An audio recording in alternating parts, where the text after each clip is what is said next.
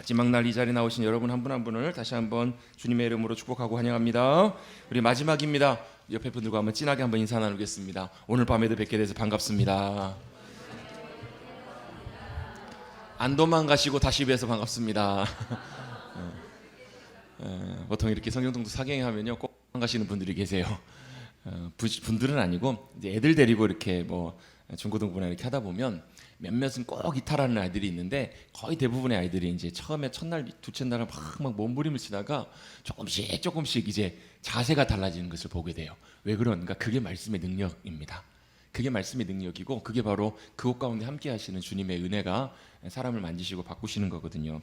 이런 기회가 참 많지 않은 것 같아요. 제가 설교하고 사역하고 예배를 인도하면서도요. 이렇게 하나님의 말씀을 좀 집중적으로 특별히 이사야, 예레미야, 에스겔 같은 경우에는 사실 이렇게 말씀을 설명하고 나눌 기회가 별로 많지가 않아요. 주일날이나 이럴 때 이런 설교를 이렇게 하기가 생각보다 쉽지는 않거든요. 근데 집중적으로 이런 시간을 통해서 말씀을 또 함께 나누고 또 함께 말씀의 은혜들을 공유하게 된 것도 제게도 개인적으로 참 기쁨의 시간이고요. 여러분 그 시간이요. 여러분 이번 한 주 빨리 가셨어요? 늦게 가셨어요? 저는 이번 한 주가 진짜 눈 감고 뜨니까 한 주가 다 지나가 버렸거든요. 아쉬워요. 벌써 5일이 다 지났나.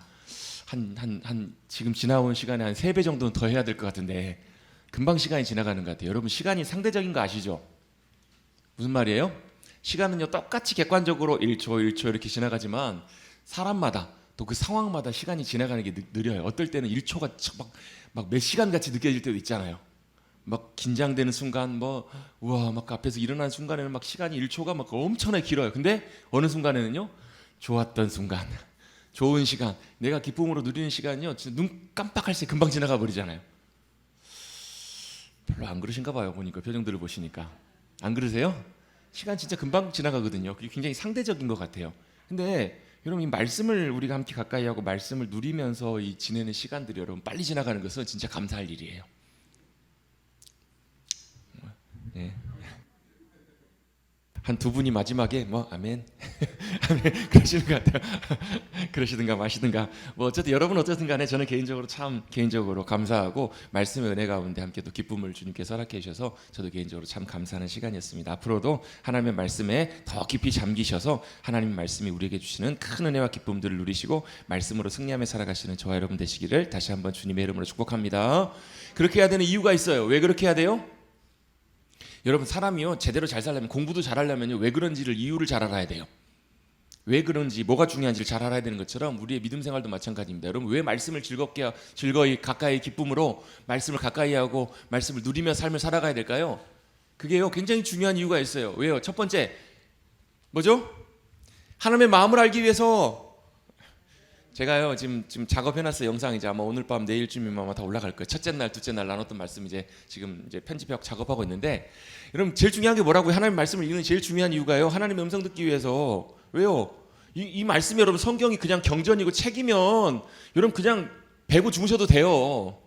이렇게 여러분 밤마다 저녁마다 나와가지고 허리 아픈데 장로님 허리 아프신데 피곤한데 왜 그렇게 여러분 3시간씩 앉아가지고 하나님 말씀을 이렇게 듣고 배울 필요가 뭐가 있겠어요?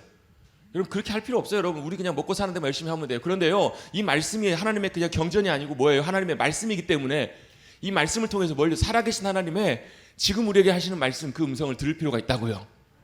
하나님의 음성을 듣는다는 건 하나님의 마음을 우리가 알게 되는 거라고요.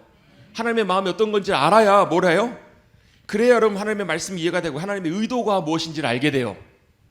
하나님이 뭘 원하시고 어떻게 하기를 원하시는지 여러분 요즘 TV에서 좀 유명한 몇 년 전부터 유명했던 프로그램이 하나 있어요. 뭐냐면 동상이몽 맞나요?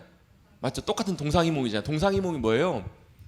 같은 생각을 갖고 있는데 다른 꿈을 꾸고 있다는 거예요. 똑같은 얘기를 듣는데 똑같은 성경을 읽는데 똑같이 하나님께서 말씀하시는데요. 딴 생각하고 다른 꿈을 꾸고 다른 걸 보고 있으면 뭐가 안 된다고요?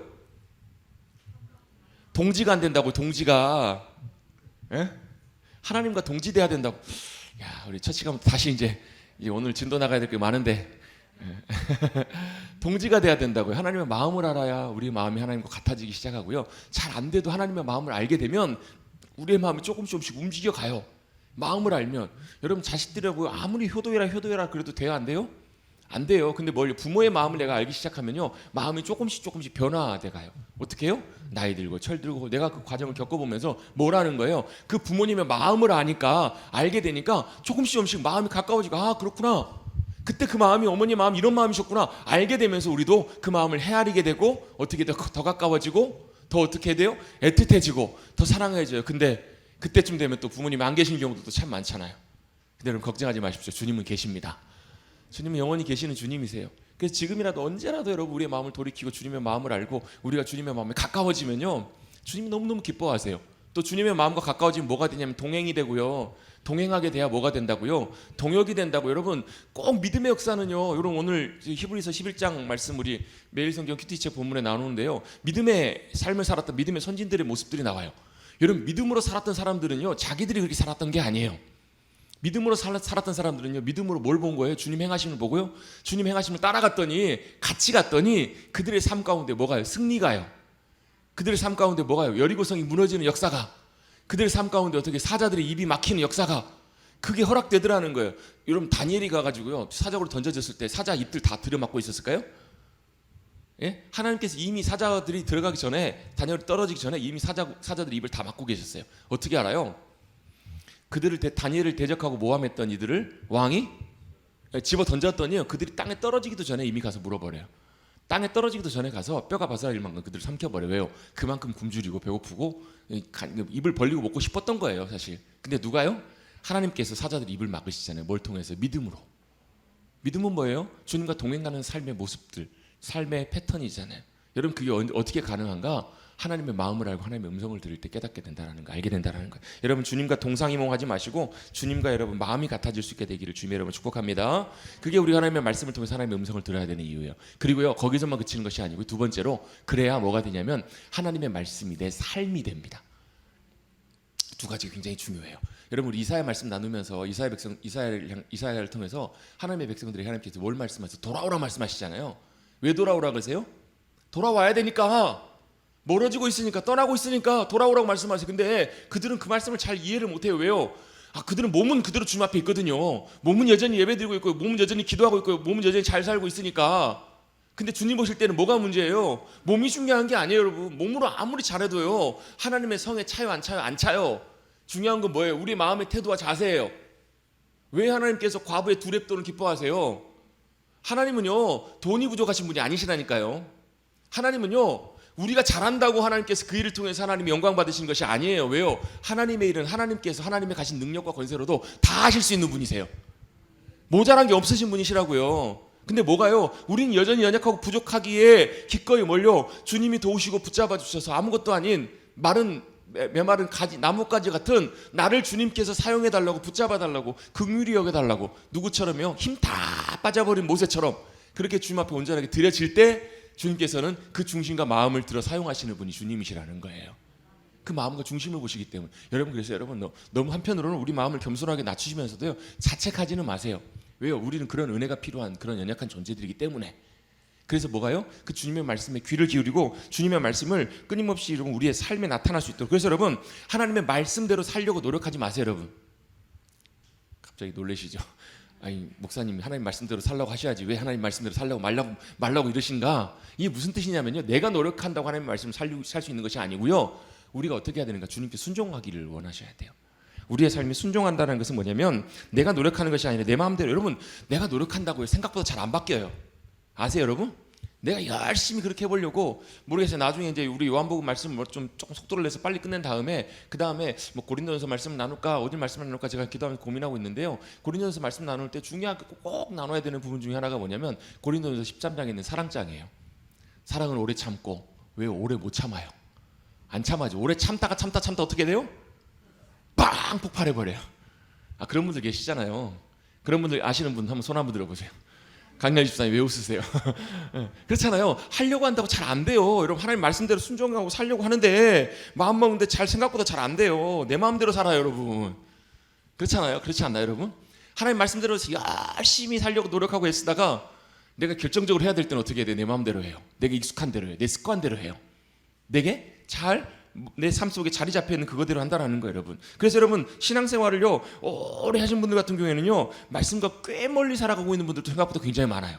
신앙생활을 오래 했는데 실제 삶과 모습과 가치관과 이런 걸 들여다 보면 실제로는 말씀과 영 다른데 가 있는 분들도 생각보다 굉장히 많아요. 노력은 굉장히 많이 하세요. 근데 실제로는 잘 안 돼요. 실제로 잘 안 되기 때문에 어떻게 하는가? 두 가지를 하시는 것 같아요. 제가 볼 때는 한 가지는 뭐냐면 이제 자괴감, 자포자기, 해봐도 안 되더만, 에휴 해봐도 안 되더만 이렇게 하면서 포기하시면서 하시는 분들이 계시는 것 같아요. 또 한 가지는 또 한 부류는 하시긴 하시는데 어떻게 하냐면 그런 것처럼 하는 것처럼 이렇게 하셔요. 겉으로는 그런 것처럼 이렇게 하세요. 근데 실제로는 안 되니까 그런 척만 하시는 삶들을 살아가시는 분들이 좀 계시는 것 같아요. 여러분 말씀이 내 안으로 들어와야 돼요. 말씀이 내 안으로 들어와서요 내 생각을 바꾸고 내 가치관을 바꾸고 내 삶에 대한 태도를 바꾸고 내 삶 속으로 들어와야 된다는 거예요. 그게 성령님의 역사와 하나님의 은혜가 우리 가운데 임할 때 그게 가능해요. 여러분 그런 하나님의 말씀이 우리의 삶으로 들어와서 여러분 우리의 삶이 말씀으로 놀랍게 바뀌어지고 채워지는 그런 놀라운 복된 은혜의 삶들을 누려가시는 여러분들 되시기를 주님의 이름으로 축복합니다. 그게 뭐냐면요 그게 바로 하나님 나라의 백성의 삶이에요. 하나님 나라의 백성의 삶이 나타나시고 계시죠? 계시기를 축복합니다. 예? 그게 바로 하나님께서 우리를 향해서 기대하시는 거고 우리가 하나님께 돌아갈 때 나타나는 열매이기 때문에 그래요.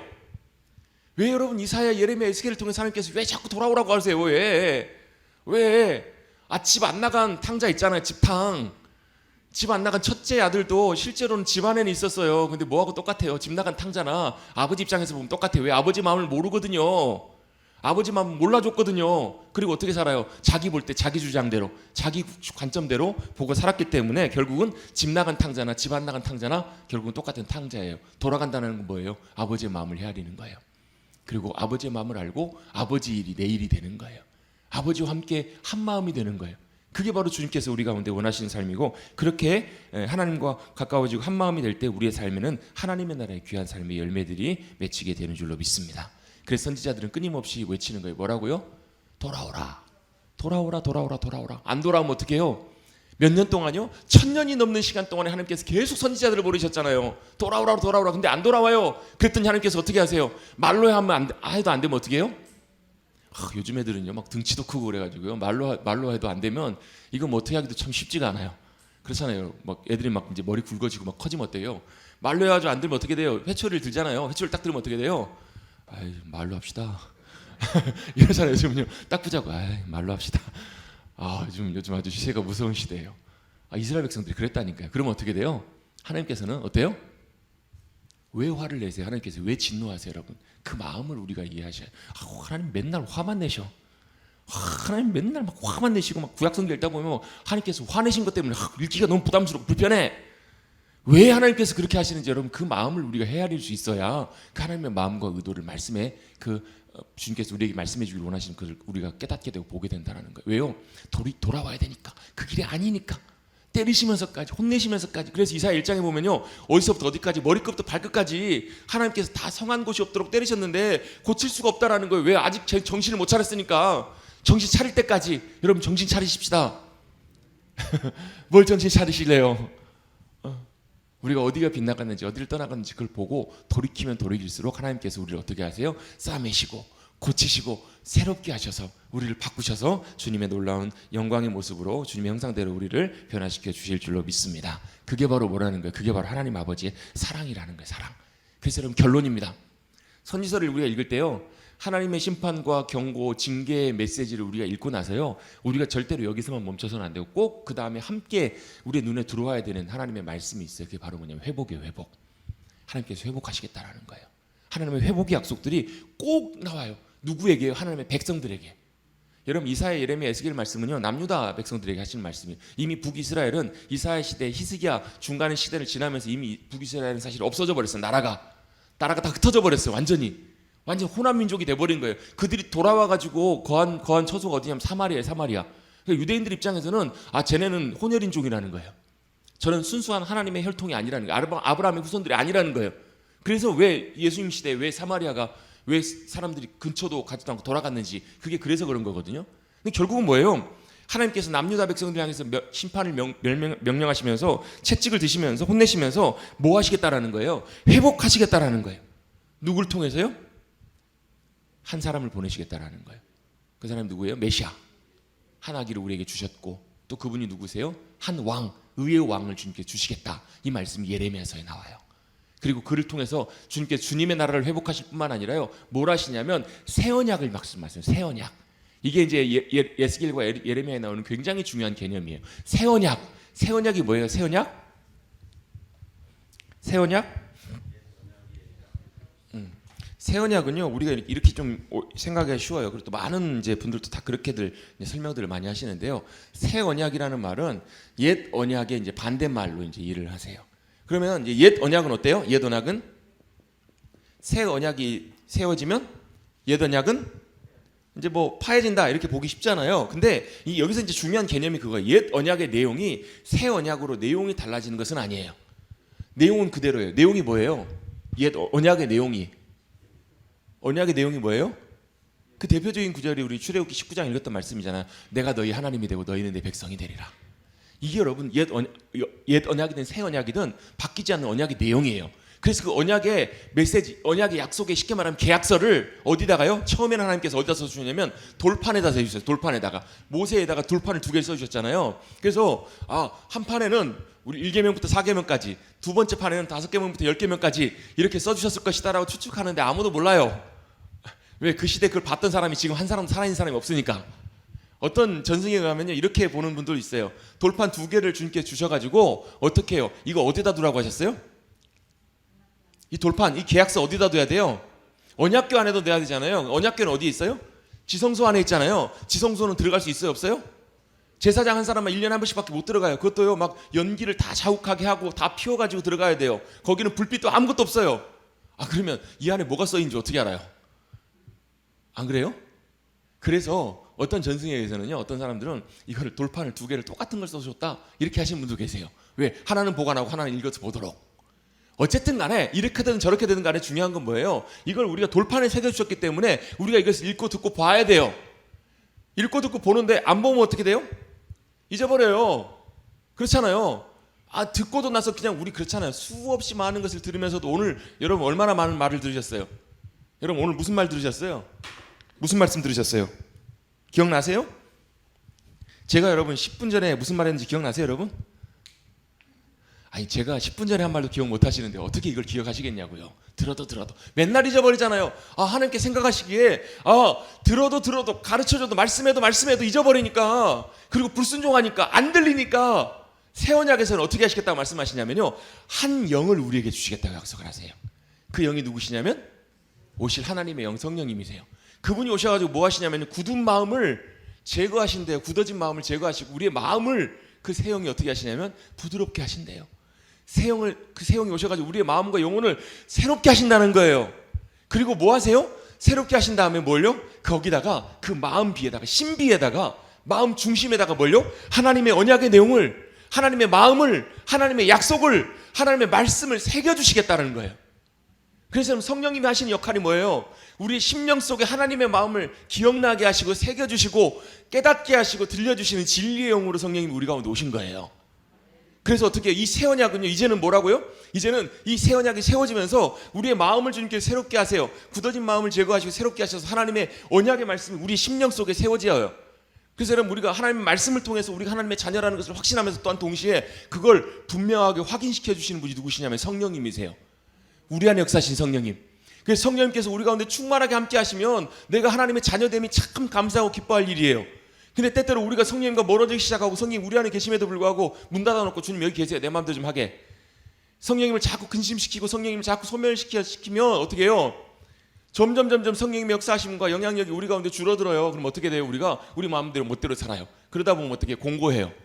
그러다 보면 어떻게 해요? 두렵고 불안해요. 그러다 보면 어떻게 해요? 우리의 마음의 기쁨과 평강과 은혜들이 사라져가기 시작하는 거예요. 그래서 성령님께서 우리 가운데 오셔서 역사하신 게 뭐예요? 언약을 새롭게 하세요. 우리의 마음에 놀랍게 우리의 마음을, 심령을 새롭게 하셔서 하나님의 말씀을 우리 가운데 깨닫게 하시고 생각나게 하셔서 뭘요? 하나님이 우리 하나님이시고 우리 하나님의 백성임을 알게 돼요. 그래서 여러분 그때는 어떻게 된다고 말씀하시냐면, 그때는 누가 가가지고 하나님 이런 분이다, 하나님 이런 하나님이시다 얘기할 필요가 없다. 왜요? 성령님께서 알게 해주시니까, 깨닫게 해주시니까. 여러분 이게 제 얘기가 아니고요, 예레미야 31장, 에스겔 36장 말씀들이 계속 나오는 말씀이에요. 여러분 이따가 조금 이따 바로 읽을 거예요. 오늘은 제가 서론을 이제 금방 끝날 건데요. 요거 설명드리고 서론을 마치려고. 이게 새 언약이라는 거예요. 그래서 그때는 누구누구 설명할 필요가 없다라는 거예요. 그래서 하나님 대신 우리 하나님의 자녀됨, 이것이 바로 새 언약의 사건을 통해서 우리 가운데 이루어지는 거예요. 이게 누가요? 예수님이 오셔서 하나님 아버지께로 나갈 수 있는 길을 여시고, 누가 오셨어요? 성령님이 우리 가운데 오셨잖아요. 그래서 내가 가는 것이 너희에게 유익이다. 내가 가면 누가 오신다고요?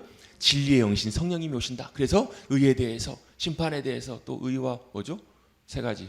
의와, 요한복음 16장 찾아보세요. 갑자기 생각이 안 나네요. 그걸 깨닫게 하시는 분이 바로 뭐냐? 우리 안에 계신 성령님이시라는 거예요. 여러분, 의와 진리와, 아닌데 의와 있어요. 세 가지 있어요.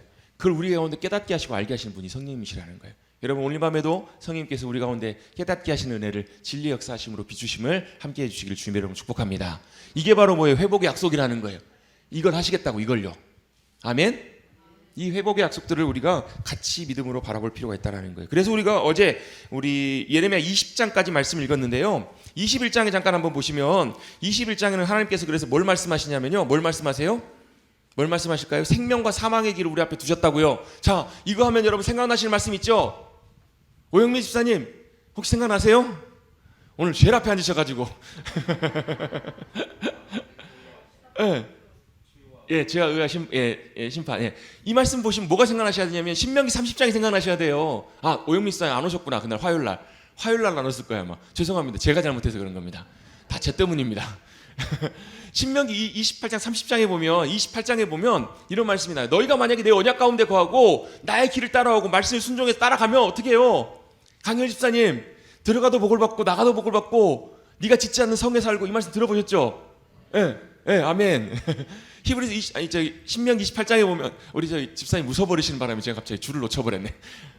집사님의 웃음이 아주 매력 있으셔가지고 웃으니까 그냥 갑자기 중간 확 길을 잃어버렸어요 제가. 신명기 28장에 보면 막 들어가도 복을 받고 네 떡광죽구리가 복을 받고 막 누워도 복을 받고 막 하나님의 복이 얼마나 넘쳐나는지 몰라요. 근데 그게 몇 절까지 나오냐면 14절까지인가 16절까지밖에 안 나와요.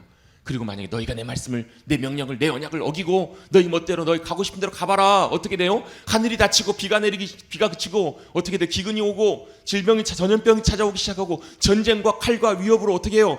계속 이렇게 위협이 커져요. 몇 절까지? 68절까지. 그러다가 어떻게 해요? 안 되면 너희가 쫓겨날 거다. 그런데 쫓겨나서라도 그곳에서라도 너희가 내 얼굴을 구하고 내 이름을 찾으면, 내 영광을 구하고 주님 앞에 나오면 다시 주님께서 회복시키리라. 이 말씀이 거기 나와요. 그래서 뭐 하라고요? 너희 앞에 생명과 사망이 있다고요.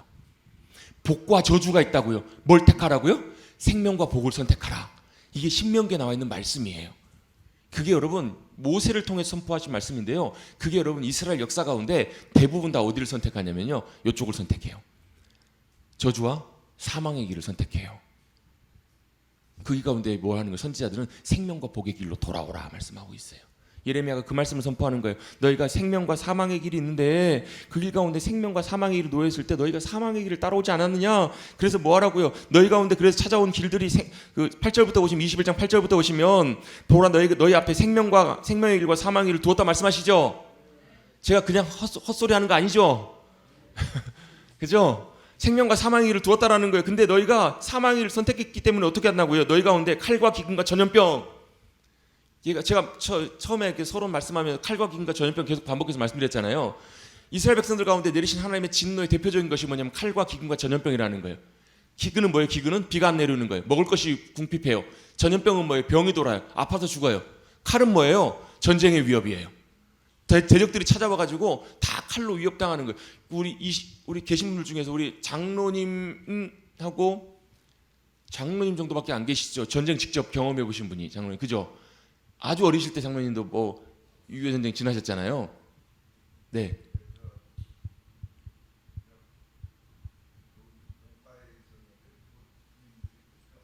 주인들이 지나가고, 뭐 그러셨답니다. 전쟁의 위협을 경험해 보신 분들은 전쟁이 어떤 것인지를 굉장히 아마 실감나게 잘 아실 거예요. 그게 칼의 위협이라는 거예요. 제가 훈련소에 처음 훈련소 가가지고 제가 훈련소에 딱 한 번 수류탄 던져보고 그 이후로는 수류탄을 못 던져봤거든요. 근데 수류탄 훈련장에 갔더니요, 처음에 던지는 게 아니라 처음에는 뭐 하냐면 던지는 연습시켜요. 하루 종일 오전 내내 던지는 연습시키고 뭐 어떻게 피해야 되는지 이런 거 다 해요. 오전 내내 그것만 하고 점심에 밥을 먹는데 바닥에 앉아가지고 이제 식판 받아가지고 이제 훈련장에서 밥을 바닥에 앉아서 먹는데 저쪽에서 언덕 너머에서 뭐가 쿵 소리가 나면서 엉덩이가 들썩하는 거예요. 이게 쿵 하면서 엉덩이가 들썩하는 거예요. 뭐 지진이 났나 뭔 일이 났나 봤더니 수류탄 하나가 던져져서 폭파했더니 언덕 건너편에 있는 땅에요 엉덩이가 울릴 정도로 진동이 크더라고요. 야, 우리 영화에서 보면 수류탄 하나 던지면 빵 터지잖아요. 야, 수류탄의 위력이 그러한 거 처음 봤어요. 오, 경험해 보니까요 산이 움직여요. 산이 떨어지면 야, 수류탄 한 방만 제대로 터져도 근처에 있는 사람은 다 죽겠구나 싶더라고요. 근데 여러분 보세요. 막 뭐 155mm 방사포, 뭐 105mm 막 이런 포가 떨어지면요 말할 수 막 지금 여러분 우리 뉴스를 통해 잘 보잖아요. 우크라이나 보면 실감나게 요즘은 뉴스가 다 전달이 되니까 보잖아요. 얼마나 많은 무고한 희생들이 많이 일어나요, 여러분. 그게 전쟁의 위협이라는 거예요. 칼의 위협이라는 거예요. 벌벌 떨만한 그런 위협이 지금 너희 앞에 처 있다라는 거예요. 그래서 어떻게 하라고요? 너희를 에워싼 갈대아인에게 나가서 항복하는 자는 살 것이라는 거예요. 그러니까 하나님께서 이미 심판을 결정하셨기 때문에 어떻게 하라고요? 포로로 빨리 잡혀가라고요. 예레미야에게 하신 말씀이 이거예요. 빨리 너희가 잡혀가면 살 것이라고요. 그래서 그의 목숨은 전리품같이 여겨지겠지만 그래도 너희가 덜 고생하고 살 거라는 거예요. 그래서 뭐라고 10절에 보시면 여호와의 말씀이니라 내가 나의 얼굴을 이 성읍을 향함은 뭐하기 위해서요? 복을 내리기 위함이 아니라 화를 내리기 위함이라고요. 언제까지요? 벌을 다 받을 때까지. 그 안에서 죄악과 악한 것들이 다 벗겨질 때까지. 그게 몇 년이에요? 70년이라는 거예요. 70년. 그래서 22장에도 보면 하나님께서 유다 족속들의 악한 것들을 선포하세요. 너희가 얼마나 악한 것인지 쭉 말씀하시면서 그것이 바로 뭐라고 말씀하시냐면 너희가 얼마나 악하게 살아왔는지 20절 21절에 말씀해 보시면 너희가 내 말을 듣지 아니하리라 했나니 왜 하나님의 말씀을 안 들었냐면요 내가 어려서부터 내 목소리를 청종하지 아니함이 뭐라고요? 습관이라고. 습관. 이게 뭐예요? 우리의 본성이라는 거예요. 본성. 우리의 본성 가운데 끊임없이 하나님의 말씀을 안 들으려고 하는 습관이 있다라는 거예요. 그래서 어떻다고요? 24절부터 보시면 고니야라는 왕이 나오는데 고니야가 누구냐면 여호야긴이에요. 여호야긴. 우리 왕조표에 보시면 뒤에 보면 여호야긴이라는 왕이 나오거든요. 여호야긴이라도 하나님의 왕이라도 반지를 빼버리시겠다라는 거예요. 잡혀가게 하시겠다라는 거예요. 그리고 23장에 넘어가면 그래서 뭐 하라는 거냐면요 거짓 목자들을 향해서 하나님께서 책망하시면서 누구를 보내실 것을 말씀하시냐면 5절 말씀입니다. 23장 5절 보시면 여호와의 말씀이니라 뭐가요? 보라 때가 이르리니 내가 다윗에게 한 의로운 가지를 일으킬 것이라. 뭐 하시겠다고요? 의로운 가지를 일으킬 것이라. 여러분 보세요. 다윗에게 한 의로운 가지를 일으킬 것이라. 이 말씀을 보면 여러분 생각나시는 말씀 있으세요? 이사야 11장 뭐예요? 한 가지가 나서 기억나시죠? 이새의 줄기 또 이새의 뿌리에서 한 줄기에 가지가 나서 그 가지가 어떻게 해요? 여호와의 영이 그 가운데 함께 하실 거라고요. 그래서 여호와의 영, 뭐 권능의 영, 하나님을 경외하는 영 이런 영들이 함께 하실 거라고. 이게 7장, 9장, 11장에 나오는 그 바로 뭐예요? 그 징조들이 그 오실 분이 누구시라고요? 메시아 예수 그리스도 참 목자, 참 왕이 그분이 오실 거라는 얘기예요. 그분이 오셔서 하시는 게 뭐예요? 의로운 가지를 일으키셔서 왕이 되셔서 다스리시고 뭐 하신다고요? 정의와 공의를 행하실 거라고요. 그래서 여러분 하나님의 나라에는요 정의와 공의가 굉장히 중요한 하나님의 나라의 기준과 특징이에요. 그 날에 뭐요? 그의 날에 유다는 구원받겠다. 구원을 받을 거라고요. 이스라엘은 평안히 살 것이며 그의 이름은 여호와 우리의 공의라 일컬음을 받게 하실 거라는 얘기예요. 그래서 여러분 이 뒤에서부터 이제 뭐가 나오기 시작하냐면요 하나님의 회복의 약속들이 계속 반복되어 나오기 시작해요. 하나님께서 누구를 보내신다고요? 참목자를 보내실 거라고. 그래서 24장에는요 여호야긴이 잡혀갈 것을 주님께서 말씀하세요. 여호야긴 주님 앞에 잡혀갈 것을 말씀하시고 그 다음에 그 모든 일들이 하나님의 의도라고 말씀하세요. 이제 24장 보시면 24장 5절 7절 24장에 보면 잡혀가는 내용이 나와요. 실제로 24장 보시면 바벨론의 느부갓네살 왕이 유다 왕 여호야김의 아들 여고냐와 유다 고관들과 목공과 철공들 예루살렘에서 어디로요? 바벨론으로 옮긴 후에 잡혀간 후에라는 말이에요. 그때가 언제예요? 여러분 왕조표 한번 보시죠. 왕조표. 그때가 언제냐면 왕조표 한번 보세요. 자 보세요. 그때가 언제냐면 왕조표를 한번 꺼내 보세요. 맨 뒤쪽 오른쪽 맨 뒤쪽. 자 보시면 잡혀간 게 3번에 나눠서 잡혀간 게 나오잖아요. 그죠? 605년에 보시면 1차 침공. 이때 누가 잡혀간다고요? 다니엘과 세 친구와 같은 그런 왕족 귀족 이런 특별한 선별된 사람들이 잡혀가요. 두 번째가 언제예요? 597년 두 번째 잡혀갑니다. 두 번째 잡혀갈 때 누가 잡혀가냐면 에스겔과 많은 사람들이 잡혀가요. 뭐 기술자, 또 뭐 제사장, 이렇게 좀 뭔가 좀 지식 있는 사람들, 이렇게 좀 쓸만한 사람들이 이때 많이 잡혀가요. 이때가 바로 언제냐면 예레미야 24장에 방금 나오는 이때예요. 지금 이 시점이 이해가 되세요? 예? 제가 왜 이 시점을 말씀드리냐면 예레미야가 조금 이해하기가 좀 어려운 게, 예레미야가 보면 중간에 뒤에 보면 예레미야가 하나님의 계시의 말씀을 받아서 썼던 내용들을 누가요? 시드기야 왕이 나중에 칼로 다 잘라가지고 다 불에 태워 버려버려요. 태워버려요. 듣기 싫으니까. 그래서 그걸 다시 바룩이라는 그 예레미야의 누구냐면 서기, 그러니까 예레미야의 쉽게 말하면 비서 역할을 하는 뭐 친구이기도 하고 동역자이기도 했던 바룩이 다시 그 내용을 다시 기록을 해요. 그래서 그런지 모르겠는데 역사적인 순서가 좀 왔다 갔다 하는 장면들이 좀 나와요. 몇 군데가. 그래서 이런 시점들을 좀 보시면서 봐야 조금 이게 정리가 조금 되기 때문에 말씀을 드린 거예요. 그때 2차로 잡혀가게 될 때 하나님께서 뭐라고 말씀하시는가? 4절 5절부터 보면요, 하나님께서 예레미야에게 말씀하세요. 자, 5절입니다. 이스라엘 하나님 여호와께서 이와 같이 말씀하시니라, 내가 이곳에서 옮겨 갈대아인의 땅에 이르게 한 유다 포로들을 이 좋은 무화과 같이 포로를 이 좋은 무화과 같이 잘 돌볼 것이래요. 포로로 잡혀갔는데 잘 돌보실 거라는 얘기예요. 주님이. 왜요? 주님의 계획이 있으시거든요. 왜요? 그들을 정결케 하시고 온전케 하셔서 믿음으로 연단하시고 새롭게 하셔서 뭐 하시겠다고요? 그들을 거룩한 씨로 다시 돌아오게 하실 거라고요. 그 돌아오는 얘기가 어디 나와요? 에스라에 나와요.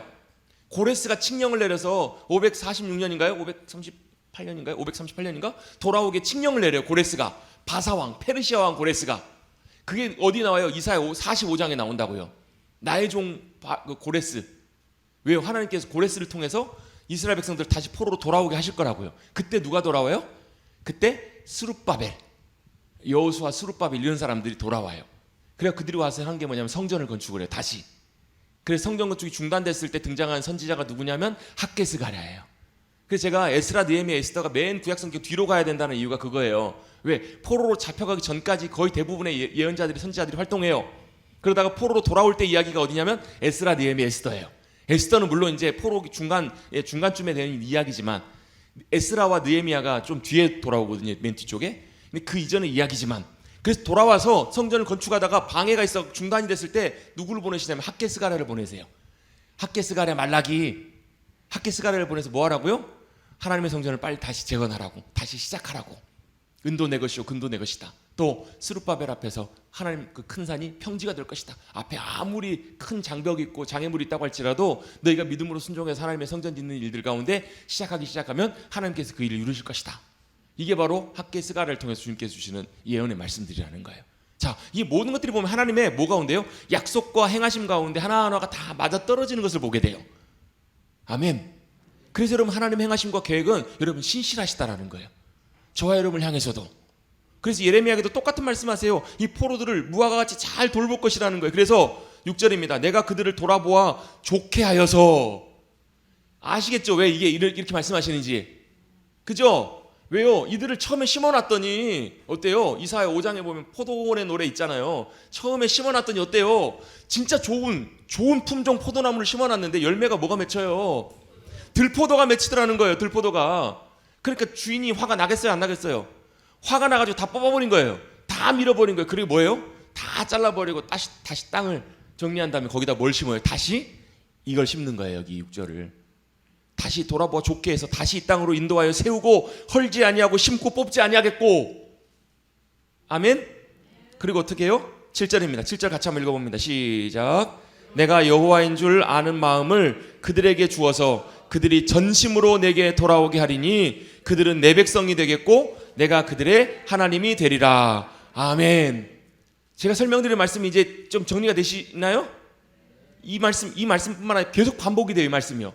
내가 너희 하나님이 되겠고. 에스겔에 보면 이 말씀이 되게 많이 나와요. 나는 너희 하나님이다. 나는 너희 하나님인 것을 알게 하리라. 이 말씀이 굉장히 많이 나와요. 너희가 내 백성이 되겠고 내가 그들의 하나님이 되리라. 이렇게 해서 흩어져서 다 저희가 저주를 당하고 멸망을 당하겠지만 하나님께서 다시금 돌아오게 하리라. 몇 년 동안요? 70년 동안. 그게 25장에 나와요. 예레미야 25장에 보시면 쭉 하나님께서 이게 앞에 부분들 중요한 말씀인데요. 12절에 그 말씀이 나와요. 11절 12절에 이 민족들은 70년 동안 바벨론 왕에 섬길 거라는 얘기예요. 그래서 12절입니다. 여호와의 말씀이니라. 70년이 끝나면 내가 바벨론의 왕과 그의 나라와 갈대아에 있는 그 땅을 죄악으로 말미암아 벌하여 영원히 폐허가 되게 할 것이고. 그래서 왜 바벨론에 대한 심판과 경고가 나오는지, 왜요? 하나님께서 결국은 바벨론을 다 멸망시킬 거거든요. 여러분 바벨론이 언제 무너지는 줄 아세요? 언제 무너지냐면 다니엘 5장과 6장 사이에 무너집니다.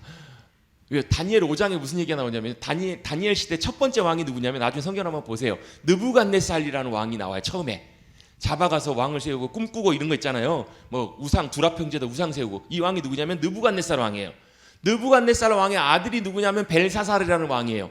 벨사살이라고 그러면 잘 모르실 텐데 벨사살 왕 시대 무슨 이야기했냐면 하나님의 손이 글자를 써요. 메네메네 데겔 우바르신. 성경 조금 관심 있고 보신 분들은 아실 거예요. 이게 다니엘 5장에 나와요. 5장에. 우리 성경 퀴즈 대회를 한번 해야 되겠어요. 그런 생각이 자꾸 마음에 들어요. 다니엘 시대 왕이 바뀌어요. 아들 벨사살 왕이 됐을 때 메네 데겔 우바르신 뭐예요? 하나님께서 저울로 다 재보셨는데 이제는 더 이상 안 되겠다. 그래서 하나님께서 새로운 나라를 세우시겠다고 그날 밤에 누가요? 미디아라고 하는 메데라고 성경에 나와 있는데요. 미디아 왕 다리오 왕이 그 사람이 굉장히 나이가 많은 사람이에요. 근데 그 사람이 그 벨사살 왕 바벨론을 정복해요. 그래서 그 왕이 무슨 메데 왕인데 역사에는 세계 역사에서 미디아라고 표현되어 있어요. 메데 왕 다리오가 왕이 돼요. 그러니까 왕이 3번이나 바뀐 거예요. 근데 왕만 바뀐 게 아니라 나라가 바뀐 거거든요. 근데도 누구는 살아남았어요? 다니엘은 살아남았어요. 보통 왕조가 바뀌거나요 나라가 바뀌면 그 이전에 함께했던 그 사람들은 어떻게 돼요? 우리도 지금도 보면 그렇잖아요. 왕이 바뀌니까 어떻게 돼요? 참모면 뭐면 다 갈아버리잖아요. 그 왕 시대는 옛날에 오죽했겠냐고요. 그 전에 왕에 충성했던 사람이다? 당연히 제거해야죠. 1번이죠. 1번. 가장 고위직에 있었던 사람 중에 한 사람이니까 바벨론 다니엘이. 근데도 다니엘을 제일 높은 자리에 올려요. 우리로 치면 영의정 좌의정 우의정 3정승 그 자리에다 다니엘을 앉혀요. 그게 다니엘 6장의 이야기예요. 그 바벨론 하나님께서 그렇게 멸망시키겠다는 얘기가 이렇게 나오는 거예요. 그리고 그 다음에 나오는 게 메데와 바사. 바사는 페르시아라는 나라예요. 페르시아라는 나라도 나중에 결국은 헬라 제국에 의해서 결국 무너지는 이야기가 이렇게 쭉 이야기가 나오는 거예요. 그래서 하나님께서 그걸 다 보시고 선지자들에게 그걸 다 말씀하시는 거예요. 아유 목사님 우리 얘기도 아닌데 우리 역사 이야기도 아닌데 뭘 그렇게 시간도 바쁜데 뭘 재미없게 그런 얘기를 하세요. 그게 예언서에 나와 있는 이야기이기 때문에 그런 거예요. 그렇게 쭉 이렇게 말씀하고 계세요. 그게 예레미야 맨 뒷부분에도 또 나와요. 바벨론 하나님께서 그렇게 멸망시킬 거라는 얘기를. 그게 왜요? 예레미야 25장에 나오니까 제가 말씀을 드려요. 그러면서 23절입니다. 내가 그 땅을 향하여 선언한 바 곧 예레미야가 모든 민족을 향하여 예언하고 이 책에 기록한 나의 모든 말을 그 땅에 임하게 하리라. 그리하여 여러 민족과 큰 왕들이 그들로 자기들을 섬기게 할 것이나 나는 그들의 행위로 그들의 손이 행한 대로 다 갚으실 거라는, 주님께서 공의대로 다 행하실 거라는 것을 주님께서 말씀하신 내용들이라는 거예요. 그래서 이제 26장에 보면 다시 무슨 이야기가 나오냐면 여호와 김의 시대 이야기가 나와요. 다시 이제 이야기가 좀 돌아가요.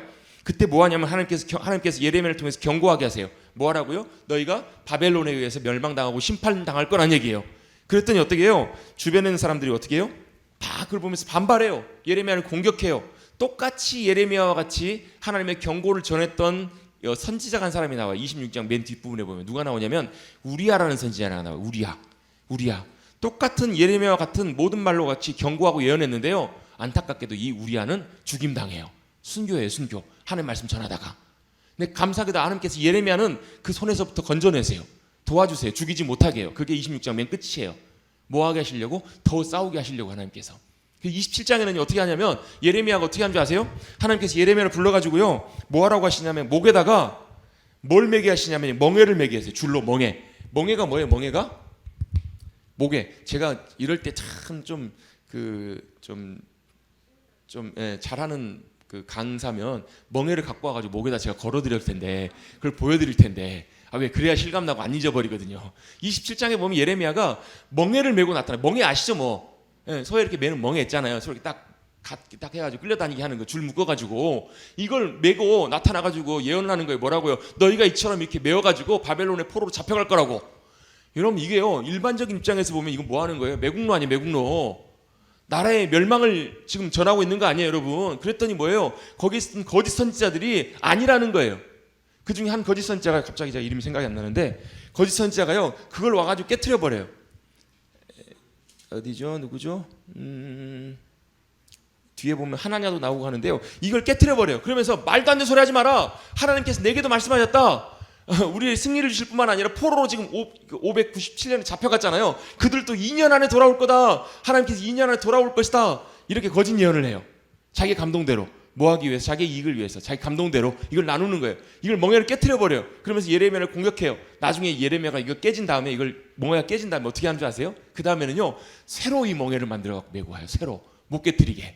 이게 뭐라는 거예요? 확실한 하나님의 계획이고 말씀이고 심판의 메시지라는 것을 눈으로 직접 보여주는 내용들이 그 뒤에 28장까지 내용에 나와 있는 내용이라는 거예요.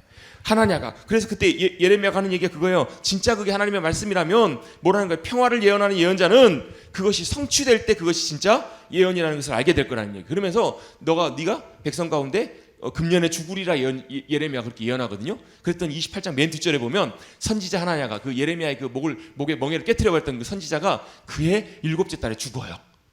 누구 말이 맞아요? 예레미야 말 맞잖아요. 그리고 나서 29장에는 뭐가 나오냐면 예레미야가 뭐 하냐면요, 예레미야가 바벨론의 포로로 잡혀간 포로들에게 편지를 써요. 뭐죠? 그 가사가 편지를 쓰겠어요. 가을엔 편지를 쓰겠어요. 이게 아니고 포로로 잡혀간 이들에게 예레미야가 편지를 쓰는 거예요. 무슨 편지를 써요? 너희가 그곳에서 뭐 하라고요? 4절 5절에 보면요, 너희가 집을 짓고 텃밭을 만들고 열매를 맺으라, 아내를 맞이해라, 자녀를 낳아라, 번성하여 줄어들지 않게 하라. 왜요? 그들은 지금 뭘 생각하고 있는 거예요? 돌아올 거 생각하고 있는데 예레미야는 그게 아니라는 거예요. 너희 못 돌아가니까 그곳에서 텃밭 가꾸라. 여러분, 텃밭 가꾸러 가십시다. 뭐 하라는 거예요? 농사 짓고 삶의 터전을 마련하라는 거예요. 자녀들도 많이 해서 줄어들지 않고 없어지지 않도록 잘 살라는 거예요. 한 성읍에, 너희가 사로잡혀간 그 성읍에 평안을 구하고 그를 위하여 여호와께 기도하라. 그곳에서 평안하게 잘 지낼 수 있도록 거하라는 거예요. 몇 년 동안? 70년 동안. 그래서 너희가 거짓 선지자들의 미혹에 미혹되지 말고 꿈도 듣지 마라. 뭐 하는 거예요? 하나님이 너희를 돌이키게 하실 것이다. 여러분, 평안의 메시지도 잘 분별해야 됩니다. 아멘? 여러분 보면요, 지금 시대에도 하나님께서 많은 성령 역사하심을 통해서도 우리에게 예언하시고 말씀하실 때가 있어요. 근데요, 예언보다 더 중요한 게 있어요. 감동보다 더 중요한 게 있는데 분별이에요. 분별. 그거 여러분 정말 중요한 부분이에요. 많은 분들이요, 여러분 그런 분들 계세요. 제가 많이 봤고, 제 예전에도 한번 말씀드린 적 있잖아요. 고려대학교에 나오신 제 선배 목사님이세요. 고려대학교 나올 정도면 사실 공부 굉장히 잘하신 분이잖아요. 근데 그분이 개척을 해서 사역을 하다가 이제 뭐 여러 가지 이제 교회 은혜도 필요하고 하기 때문에 뭐 기도도 많이 하시고 막 이 집회 저 집회 많이 다니셨어요. 그러다가 우연찮게 누구를 만났냐면 예수 믿은 지 몇 달 되지 않은 집사를 만났어요. 근데 예수님 믿은 지 몇 달 되지도 않았는데 한 달 만인가 두 달 만인가 은사를 받아가지고 예언을 해요. 예언의 은사가 임해가지고요. 뭐 예언을 해요. 막 기도하면 감동되는데 막 굉장히 많이 맞아요. 근데 한편은 한번 어떤 일이 있었냐면, 그 얘기 기억나시죠? 안 나세요? 제가 이 얘기 몇 번 했는데 또 늦었지만 안 하고 넘어갈 수가 없잖아요.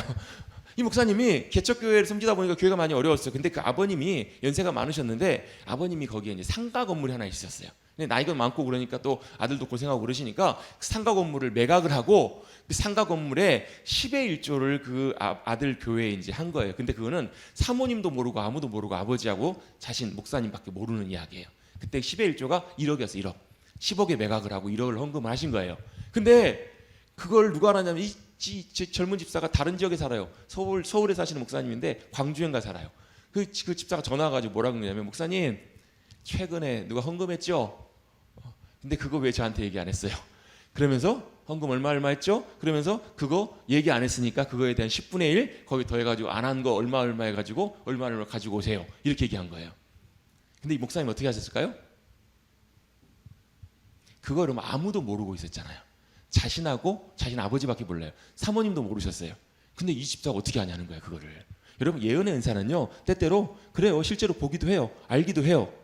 그래요, 이 목사님이 이것 때문에 이거 어떻게 알아? 그러면 사실 좀 두려운 마음에, 겁내는 왜 그렇죠? 다 들여다보고 있는 것 같으니까 실제로 돈을 찾아가지고 버스를 타고 광주 터미널까지 내려왔어요. 근데 마지막 다시 한번 확인하려고 저하고 아주 친한 목사님한테 전화를 한 거예요. 목사님, 이래 해가지고 이렇게 하는데 이거 어떻게 해야 돼요? 어떻게 할까요? 제가 지금 그 집사 만나러 여기까지 왔는데 어떻게 해야 돼요? 이 목사님 뭐라 했을까요? 이 목사님 동생이세요. 형님, 정신 차려! 혼을 내면서 다시 빨리 올라오라고. 여러분, 그게 예언이 감동이 맞다고 할지라도요, 그 다음에 뭐가 중요하냐면 분별하고 그걸 우리가 어떻게 순종해야 되는지 적용하는 것들이 사실 더 중요하거든요. 여러분, 하나님의 뜻과 하나님의 행하심들을 여러분 잘 분별하지 못하면 이런 일들이 일어날 수 있다니까요. 여러분, 그 젊은 집사가 뭐 은사가 임해서 실제로 그렇게 했을지라도 중요한 건 뭐예요? 분별하고 하나님이 정말 우리가 어떻게 해야 되는지 그 길을 보여주는 것은 못했던 거예요. 완전히 빗나간 거예요. 여러분, 그렇게 해가지고 사역하는 분들이 생각보다 굉장히 많아요, 여러분.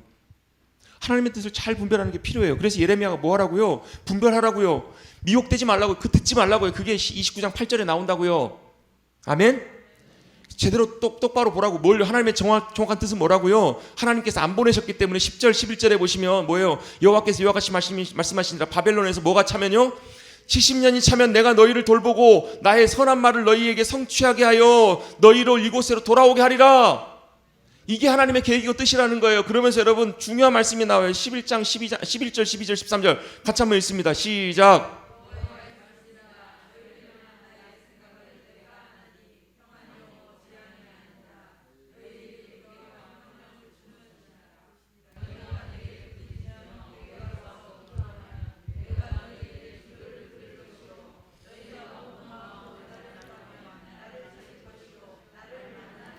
아멘. 여러분 얼마나 귀한 말씀에 많이 들어보셨죠? 너희를 위한 나의 생각은 누구냐면 이 나가 하나님이세요. 너희를 위한 이스라엘 백성들을 향한 유대인들을 향한 하나님의 생각은 하나님이 너무 잘하신다는 거예요. 뭐라고요? 평안이 아니고 뭐라고요? 아니 평안이요 재앙이 아니라는 거예요. 너희의 미래에 뭘 주시는 거라고요? 희망을 주시는 거라고요. 여러분 우리가 이 말씀만 딱 떼어놓고 생각하면요 우리는 아멘 아멘 할렐루야 감사합니다. 우리에게 평안을 주시고 우리의 미래에 희망을 주신답니다. 아멘 이렇게 받아들인다고 여러분. 이해가 되세요 여러분? 이 앞뒤 문맥을 보면 어떤 내용인지 여러분 아시겠냐고 여러분. 하나님께서 어떻게 하신 후에요 하나님께서 징계하시고 전쟁의 위협과 고통과 아픔의 시간들을 빨리 지나가게 하신 다음에 몇 년 후에 70년 후에 하나님께서 다시 회복하시리라. 이게 하나님의 계획이고 이게 하나님의 평안이고 이게 하나님의 소망이고 기대라고요. 아멘. 그래서 때때로 어떻게 해요? 그리스도인들이 믿음으로 따라갈 때 우리의 삶 가운데 어려운 일들이 있어요. 근데 그 뒤에 뭘 보라고요? 하나님의 회복의 역사하심을 보라고요. 그래서 뭐 하라고요? 너희가 부르짖으며 내게 와서 기도하면 내가 너희 기도를 들을 거라고요. 뭐 어떻게 기도하면요? 우리 뜻대로 구하는 것이 아니고 하나님의 계획하심과 인도하심을 사모하며 기대하며 바라보며 그 뜻을 우리가 붙잡고 기도할 때 너희가 온 마음으로 나를 구하면 나를 찾을 것이요 나를 만나리라. 아멘. 그렇게 주님 앞에 나아가셔야 한다는 거예요. 그렇게 주님 앞에 믿음으로 나갈 때 언제요? 언제일지 모르지만 이 당시에는 70년 우리의 삶에는 언제요? 몰라요. 정확하게 하나님께서 말씀하시기 전까지는 우리가 잘 모를 때도 있어요. 그런데 어떻게 해요? 믿음으로 인내하며 기다리며 그 일들을 믿음으로 바라볼 때 주님 반드시 응답하시고 역사하신다라는 거예요. 그게 이 말씀의 중요한 의미예요. 이것을 여호와의 말씀이라. 나는 너희에게 만날 것이며 너희의 포로된 장에 다시 돌아오게 할 것이고 쫓아내었던 모든 나라들과 모든 곳에서 사로잡혀 떠났던 이곳으로 돌아오게 하리라. 이것이 여호와의 말씀이라는 거예요. 그러면서 내가 바벨론에서 한 선지자를 일으켜서 그 모든 것들을 주님께서 다시금 회복하게 하시고 돌아오게 하실 거라는 것을 이렇게 쭉 말씀하시면서 너희에게 당하는 심판이 이유가 뭐냐면 19절입니다. 너희가 내 말을 듣지 않았기 때문에 그렇다라는 거예요. 내 선지자들을 너희에게 꾸준히 보내었으나 너희가 그들의 말을 듣지 않았던 것이 바로 하나님의 심판의 이유라는 거예요. 이해가 되시죠? 그래서 하나님께서 30절에 보면 다시 포로가 돌아오게 할 것이다 라고 말씀하세요. 참 좀 뭐랄까 제가 읽으면서요 마음이 좀 그랬던 말씀이 있어요. 10절 보시면 여호와의 말씀이라. 그 앞에 말씀도 다 중요한 말씀인데 그러므로 나의 종 야곱아 너는 두려워하지 말라. 이스라엘아 놀라지 말라. 내가 너를 먼 곳에서부터 구원하고 내 자손을 잡혀가 있는 땅에서부터 구원하리니 야곱이 돌아와서 태평과 안락을 누릴 것이며 두렵게 할 자가 없으리라. 이는 여호와의 말씀이라. 내가 너와 함께 있어 너를 구원할 것이라. 너를 흩었던 그 모든 이방에서 내가 이방을 내가 멸망시키리라. 그럴지라도 너만은 멸망시키지 아니하리라. 그러나 내가 법에 따라 너를 징계할 것이요 결코 무죄한 자로만 여기지 아니하리라. 이게 여러분 하나님의 심판과 경고와 징계의 목적이라는 거예요. 여러분 어떻게 하시겠다고? 이방은 다 멸하셔도 너만은 멸하시지 않으실 거란 얘기예요. 그런데 가만두시는 건 아니고 뭘요? 우리가 행했던 모든 죄와 모든 것들을 법대로 징계하시고 벌 주시고 새롭게 하셔서 무죄한 자로 여기시는 것이 아니라 용납하시고. 그래서 그걸 누가요? 그걸 나중에 주님이 다 감당하시는 이야기가 바로 우리 어제 읽었던 53장이잖아요. 이사 53장. 여러분 우리가 그걸 감당하지 않아서 그냥 아유 감사합니다가 아니라 주님이 대신 감당하셨기 때문에 우리는 지나가고 감사할 일인 줄로 믿습니다. 그 과정들을 다 지나야 된다는 거예요. 그래서 31장에 보면 뭐가 나오냐면 새 언약의 이야기가 나와요. 하나님께서 제가 아까 말씀드렸던 새 언약 기억나시죠? 새 언약의 얘기가 바로 31장에 나온다라는 거예요. 31장 1절은 그렇게 이렇게 시작해요. 내가 이스라엘 모든 종족의 하나님이 되고 그들은 내 백성이 되리라. 영원히 보세요 여러분. 구절 한 구절 여러분 1절 2절 3절 읽다 보면요 얼마나 여러분 하나님의 사랑이 느껴지는지 몰라요. 여러분 느껴지세요 여러분? 그런 은혜가 임하기를 축복합니다. 그게 하나님의 마음이에요. 그래서 쭉 뒤에 보시면 31절부터 31장 31절 이 외우기도 쉽잖아요. 31장 31절 여러분 33장 3절 너는 내게 부르짖으라 그 말씀만 여러분 암송하지 마시고 여러분 이 새 언약에 대한 말씀들도 여러분 보시면 참 좋아요. 31장 31절부터 34절까지 이 말씀이 아까 제가 설명드렸던 말씀이 나와요. 이게 새 언약이에요. 새 언약. 하나님께서 새 언약의 백성으로 우리를 부르시고 계신다. 그리고 나서 32장에 뭐가 나오는지 아세요? 재미있는 표현이 나와요. 땅을 사라고 말씀하세요. 예레미야에게. 가서 땅을 사라. 왜 땅을 사라 그럴까요? 보세요 여러분, 선지자가 포로로 빨리 잡혀가라 이렇게 경고했어요. 그러면 다 잡혀갈 거 아니에요 말이. 근데 예레미야는 지금 뭐 하고 있어요? 땅 사고 있어요. 유다 땅에다 땅을 사고 있다니까. 아나도시가 어디냐면 예루살렘에서 몇 킬로 떨어진 곳이에요. 가까운 도시예요. 그곳에다 왜 땅을 사라고 말씀하세요? 아니 보세요, 사람들이 볼 때 이걸 이해할 수가 없는 거예요. 예레미야가 너희 빨리 포로로 잡혀가라 그랬는데 예레미야는 지금 뭐 하고 있다고요? 포로로 잡혀갈 그 땅 있잖아요. 이스라엘 땅, 유대 땅에다 땅 사고 있다니까요. 그래서 땅 사가지고 그 땅 문서를 잘 감춰두라고 말을 해요.